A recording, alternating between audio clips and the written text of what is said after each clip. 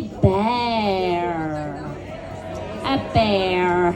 Yes, it is. So, okay, so,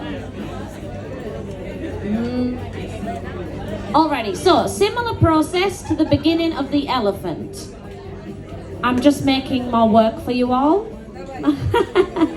What you're going to do is you're going to create the legs in the same sense that you create the elephant's legs, but you're going to create the arms and the legs of the bear in the same way that you created the elephant's legs. So you're going to fold in either side long ways of your towel, like an inch, and then you're going to roll the towel inwards on the shorter sides. And the only difference is you're going to place the legs the opposite way around, so it looks like he's sitting up. I do apologise, I'm giving you all more work. You could have just kept your legs, but it's fine. Towel folding fun. It's good practice, exactly, it's good practice. Muscle memory. You'll become professionals at this by the end of the cruise. You'll be making your own towel animals.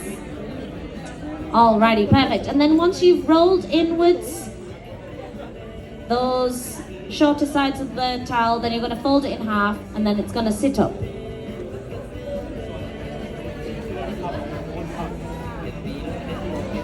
Alrighty, so yes, you fold in that towel in half, and then we're going to move on to the smaller towel.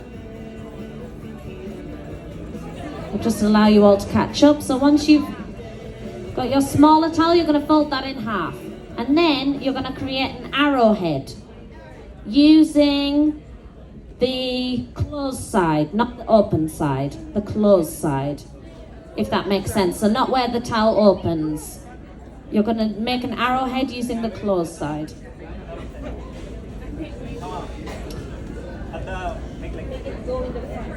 So exactly that, but then turn it onto the other side. So turn it onto the other side.